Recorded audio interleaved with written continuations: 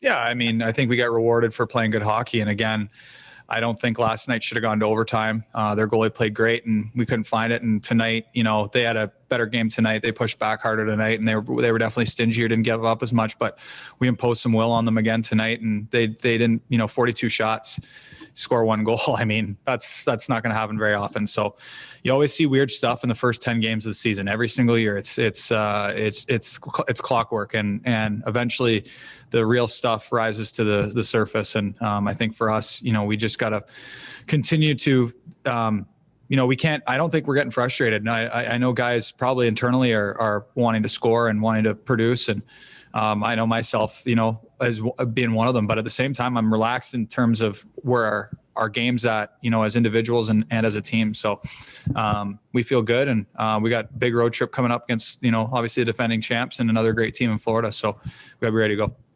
It took 2 games going to extra time and a shootout in back-to-back home games with the Nashville Predators get 4 points against the Chicago Blackhawks. Back-to-back home games, 6:30 start, a little early, which I kind of like. But the Nashville Predators did a lot of things right in these 2 games. I mean, overall, special teams could use some work, especially the power play, but the penalty kill did improve overall.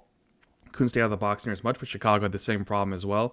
Predators putting up plenty of shots on net, just couldn't get it to go in. A little bit of snake bit there, but overall, the Predators, they get the 4 points. That's what you want out of this team going against Chicago Blackhawks. Yeah, you gave up a point in each game against them, but you got the 4 points. That's what's important. Continue, work on from there. They have Tampa coming up.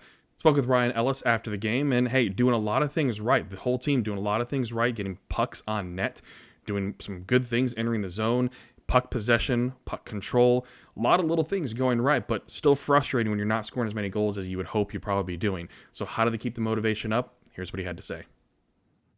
Yeah, this group, I mean, a lot of new guys, brings a lot of energy.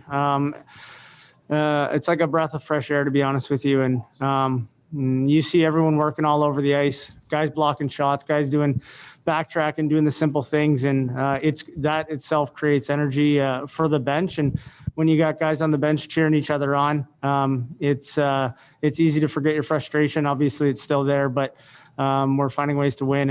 And that's the best part about this team right now is we all compete, we all work. And I've liked our game as a whole, as a team thus far. Talked with John Hynes before about structure, and you have a guy like Jared Tenorti has not played a game yet this season, just comes right into the lineup.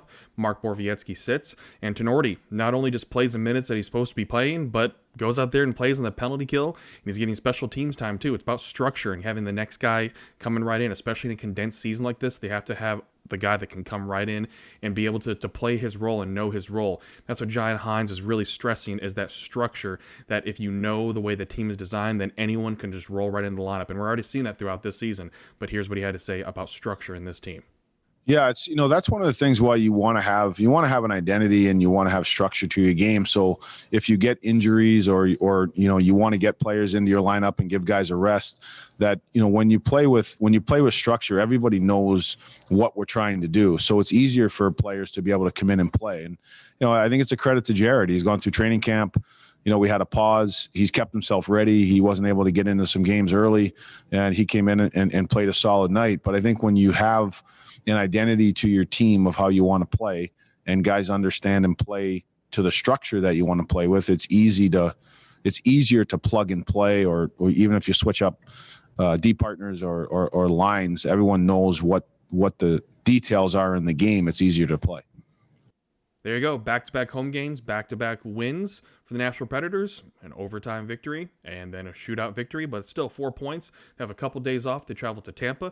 They'll play 2 games against Tampa and then against Florida before coming back home on the 8th. Thanks for tuning in. I'm Justin Bradford, Penalty Box Radio.